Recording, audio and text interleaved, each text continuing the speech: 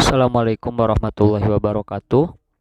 Perkenalkan, nama saya Miftahul Ulum. NIM saya 19210170170. Saya adalah mahasiswa semester 5 IKIP Siliwangi Bandung, jurusan Pendidikan Bahasa dan Sastra Indonesia. Pada video kali ini saya akan menjelaskan tentang analisis kesalahan dalam sebuah wacana. Wacana yang saya analisis adalah sebuah berita yang dipublish, yang disampaikan lewat media sosial Instagram dengan nama akun Kumparan. Apa itu wacana? Menurut Henry Guntur Tarigan, wacana adalah satuan bahasa yang terlengkap dan tertinggi atau terbesar di atas kalimat atau klausa dengan koherensi dan kohesi yang tinggi, yang berkesinambungan, juga mempunyai awal dan akhir yang nyata, disampaikan secara lisan ataupun tertulis. Itu adalah definisi dari wacana. Unsur pembangun keutuhan wacana itu bisa berupa kohesif. Kohesif itu berarti merujuk pada pertautan bentuk antar kalimat. Kemudian juga bisa berupa koherensif. Koherensif itu berarti merujuk pada pertautan antar makna dari setiap kalimat yang ada dalam wacana tersebut. Sebuah wacana sebagai satuan bahasa yang utuh, ini bentuknya harus kohesif, juga harus koherensif. Nah, sebuah wacana bisa kohesif ini ketika unsur pembangunnya ada di dalam wacana tersebut. Seperti apa isi pembangun wacana itu hingga dia dikatakan kohesif?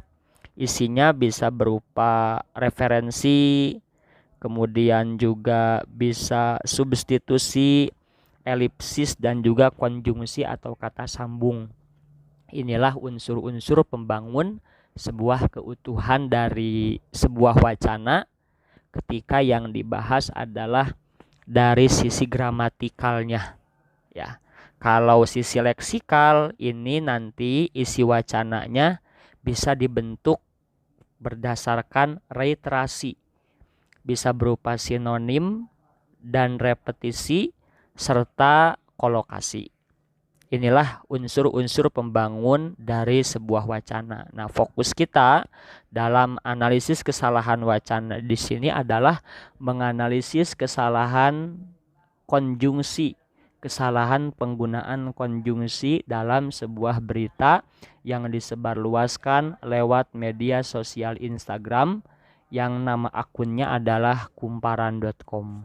Karena fokus kita dalam analisis kesalahan wacana ini, fokusnya adalah ke pembahasan masalah konjungsi, maka sebelum kita menganalisis berita yang akan kita analisis, kita bahas dulu apa itu konjungsi. Konjungsi itu secara makna artinya adalah kata hubung atau kata sambung. Dalam Kamus Besar Bahasa Indonesia dijelaskan bahwa konjungsi adalah kata atau ungkapan penghubung antar kata, antar frasa, antar klausa, atau juga antar kalimat. Itu adalah definisi atau pengertian daripada konjungsi. Konjungsi ini sendiri macamnya sangat banyak. Ada konjungsi korelatif, ada konjungsi aditif, ada konjungsi koordinatif, konjungsi subordinatif, dan konjungsi temporal. Nah, tidak akan saya bahas semua karena fokus kita dalam analisis kesalahan wacana berita ini, fokusnya adalah di konjungsi korelatif dan juga konjungsi temporal. Apa itu konjungsi korelatif? Konjungsi korelatif adalah konjungsi yang menghubungkan dua kata, dua frasa atau klausa yang memiliki status sintaksis yang sama. Namanya juga korelatif, saling berhubungan. Maka dalam praktek penggunaannya, konjungsi korelatif ini akan selalu berdampingan antara satu konjungsi dengan konjungsi yang lain. Kalau misalnya ada penggunaan konjungsi korelatif tapi hanya satu, maka berarti itu adalah penggunaan konjungsi yang tidak tepat karena menghilangkan sisi korelasi dari konjungsi tersebut. Contohnya seperti apa konjungsi korelatif itu?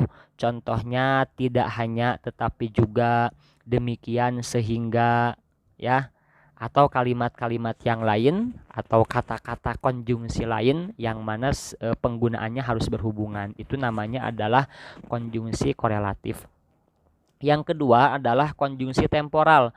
Apa itu konjungsi temporal? Konjungsi temporal adalah sebuah kata penghubung yang memberikan penjelasan hubungan waktu dari dua peristiwa. Ini namanya adalah konjungsi temporal. Konjungsi temporal terbagi menjadi dua, ada yang sederajat, ada yang tidak sederajat. Konjungsi temporal sederajat merupakan konjungsi yang memiliki sifat setara. Konjungsi temporal sederajat ini dapat ditempatkan pada tengah kalimat.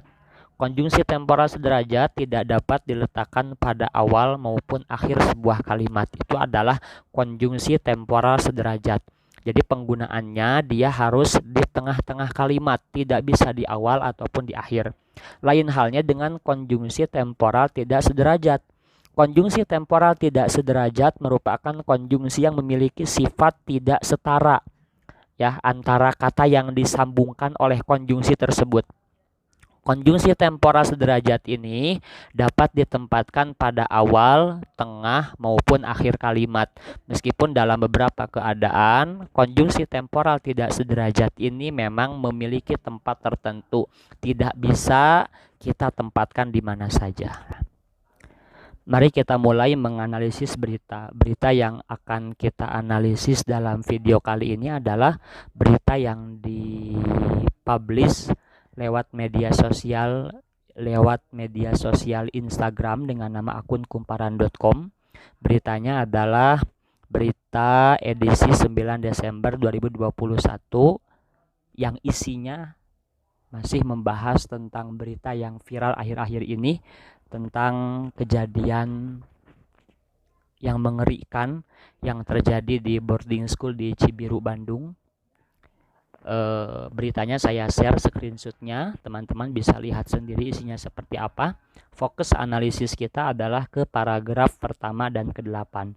Di situ ada penggunaan kata tak hanya.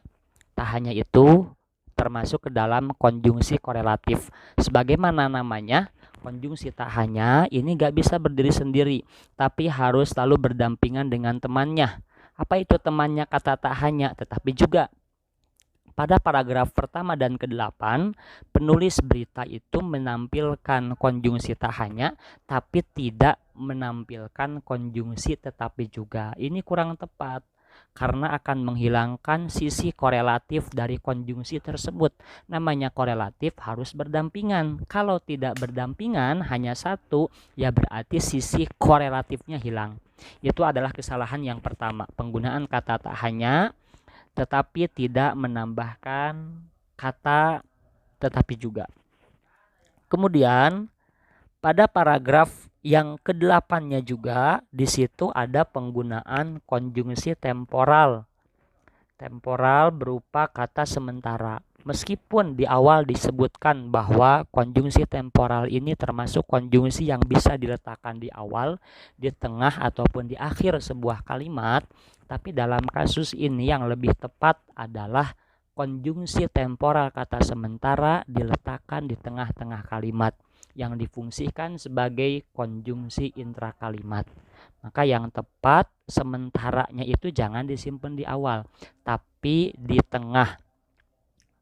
Ya, di tengah setelah kata sembari diproses hukum, koma, sementara para korban. Nah, hukum setelah kata hukum jangan titik, tapi koma, lalu kemudian disambung dengan konjungsi sementara. Itu adalah kata yang tepat. Nah, teman-teman, demikianlah analisis wacana yang bisa saya sampaikan dalam video kali ini. Ada kurang dan lebihnya mohon dimaafkan. Mudah-mudahan ada manfaatnya untuk saya pribadi dan untuk teman-teman yang menonton video ini. Terima kasih. Assalamualaikum warahmatullahi wabarakatuh.